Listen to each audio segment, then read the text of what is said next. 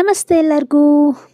Pizza ಮಾಡೋಣ ಅಂತ ಮಾಡ್ತಾಯಿದ್ದೆ. ಹೇಗೆ ಮಾಡೋದು ನೋಡ್ತಾ ಹೋಗೋಣ. ಸ್ವಲ್ಪ ಮೈದಾ ತೊಗೊಂಡು ಒಂದು ಅರ್ಧ ಸ್ಪೂನಷ್ಟು ಶುಗರ್, ಒಂದು ಅರ್ಧ ಸ್ಪೂನಷ್ಟು ಸಾಲ್ಟ್ ತೊಗೊಂಡು ನೀಟಾಗಿ ಮಿಕ್ಸ್ ಮಾಡ್ಕೊಳ್ಳೋದು. ನೀಟಾಗಿ ಮಿಕ್ಸ್ ಮಾಡಿ ಆದಮೇಲೆ ಸ್ವಲ್ಪನೇ ನೀರು ಹಾಕ್ಕೊಂಡು ಚಪಾತಿ ಹಿಟ್ಟದು ಅದಕ್ಕೆ ಮಿಕ್ಸ್ ಮಾಡೋದು. ಒಂದು ಅರ್ಧ ಸ್ಪೂನಷ್ಟು ಎಣ್ಣೆ ಹಾಕ್ಕೊಳ್ತಾ ಇದ್ದೀನಿ.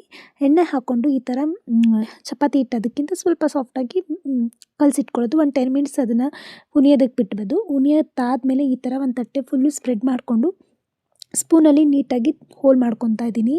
ಇದಕ್ಕೆ ಪಿಜ್ಜಾ ಮತ್ತು ಟೊಮೊಟೊ ಕೆಚಪ್ ತೊಗೊಂಡು ನೀಟಾಗಿ ಅದು ಫುಲ್ಲು ಸ್ಪ್ರೆಡ್ ಮಾಡ್ಕೊಳ್ಳೋ ಅಂಥದ್ದು. ಬೇಸ್ ಫುಲ್ಲು ಸ್ಪ್ರೆಡ್ ಮಾಡ್ಕೊಂಡು ಆದಮೇಲೆ ಇದಕ್ಕೇ ಮಯನೀಸ್ ತೊಗೊತಾ ಇದ್ದೀನಿ. ಮಯನೀಸ್ನೂ ಅಷ್ಟೇ ನೀಟಾಗಿ ಎಲ್ಲ ಕಡೆ ಸ್ಪ್ರೆಡ್ ಮಾಡ್ಕೊಂಡಿದ್ದೀನಿ. ತುರಿದಿರೋ ಚೀಸ್ ತೊಗೊಂಡು ನೀಟಾಗಿ ಎಲ್ಲ ಕಡೆ ಸ್ಪ್ರೆಡ್ ಮಾಡ್ಕೊತಾ ಇದ್ದೀನಿ. ತುಂಬ ಟೇಸ್ಟಿ ಇರುತ್ತೆ. ಈ ಚಳಿಗಾಲಕ್ಕಂತೂ ಏನಾದರೂ ತಿನ್ನಬೇಕು ಅಂತ ಹುಡುಗರು ಕೇಳ್ತಾನೆ ಇರ್ತಾರೆ. ಈ ಥರ ಮಾಡಿಕೊಟ್ರೆ ಬಿಸಿಯಾಗಿ ತಿಂತಾರೆ.